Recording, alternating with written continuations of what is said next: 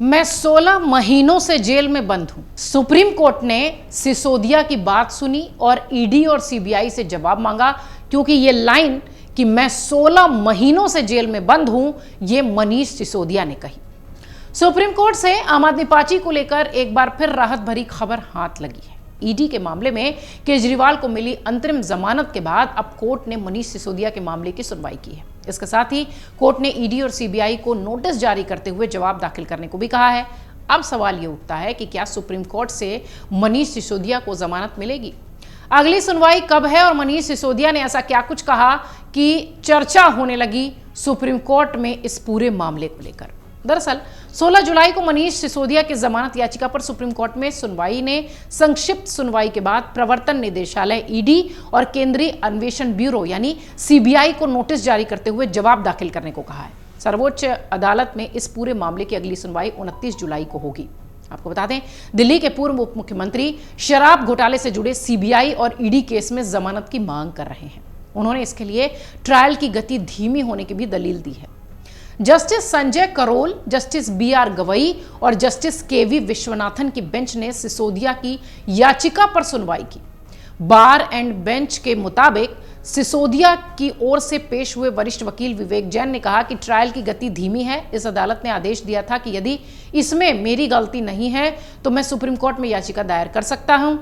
मैं 16 महीने से जेल के भीतर हूं। ट्रायल की गति भी धीमी है जो अक्टूबर 2023 में थी। ये एनडीपीएस केस जैसा नहीं है और देरी पर ध्यान दिया जाए माय लॉर्ड। ये सारी बातें मनीष सिसोदिया ने अक्षरतः कही। बेंच ने ईडी और सीबीआई को नोटिस जारी करते हुए जवाब देने को कहा। इसके साथ ही इस पूरे मामले को 29 जुलाई तक सूचीबद्ध करने के लिए भी कहा। हालांकि वकील विवेक जैन ने शॉर्ट नोटिस की मांग करते हुए कहा कि सिसोदिया लंबे समय से कैद में है। कोर्ट ने 29 जून को ही सुनवाई की बात कही थी। सिसोदिया को 26 फरवरी 2023 को लंबी पूछताछ के बाद सीबीआई ने गिरफ्तार किया था। इसके बाद 9 मार्च 2023 को ईडी ने भी उन्हें गिरफ्तार कर लिया था। तब से सिसोदिया न्यायिक हिरासत में जेल में बंद है। निचली अदालत से सुप्रीम कोर्ट तक उनकी जमानत याचिकाओं को खारिज कर दिया गया है। सिसोदिया की अगर बात करें तो मनीष सिसोदिया दिल्ली के शिक्षा मंत्री के साथ आबकारी विभाग का जिम्मा भी संभाल रहे थे और वित्त वर्ष 2021-22 के लिए बनी शराब नीति को लेकर ईडी और सीबीआई का यह दावा है कि गलत तरीके से शराब कारोबारियों को फायदा पहुंचाया गया, उसके बदले जमकर रिश्वत ली गई। हालांकि दिल्ली सरकार और आम आदमी पार्टी इन आरोपों को झूठा बताती है, राजनीतिक साजिश बताती है। इस पूरे मामले में दिल्ली के मुख्यमंत्री अरविंद केजरीवाल भी जेल में बंद हैं। पिछले दिनों उन्हें सुप्रीम कोर्ट ने ईडी केस में अंतरिम जमानत दे दी है, लेकिन सीबीआई केस में उनकी गिरफ्तारी की वजह से वो जेल से बाहर नहीं आ पाए। सीबीआई केस में केजरीवाल की याचिका दिल्ली हाईकोर्ट में लंबित है। आपको यह भी बता दें कि दिल्ली के कथित शराब घोटाले से जुड़े मनी लॉन्ड्रिंग केस में सुप्रीम कोर्ट ने 12 जुलाई को सीएम अरविंद केजरीवाल को बड़ी राहत दी थी। शीर्ष अदालत ने दिल्ली के मुख्यमंत्री को अंतरिम जमानत दे दी थी। मई में भी कोर्ट ने इसी मामले पर चुनाव प्रचार के लिए केजरीवाल को अंतरिम जमानत दी थी। हालांकि इस बार दिल्ली सीएम तब तक जेल से बाहर नहीं आ पाएंगे जब तक कि सीबीआई से जुड़े मामले में उनको जमानत न मिल जाए। फिलहाल अरविंद केजरीवाल को भी जेल में ही रहना होगा। शीर्ष अदालत ने उन्हें अंतरिम जमानत तो दे दी, लेकिन साथ में यह भी कहा कि वो खुद पर लगे गंभीर आरोपों के मद्देनजर मुख्यमंत्री पद से इस्तीफा देने को लेकर भी फैसला करें।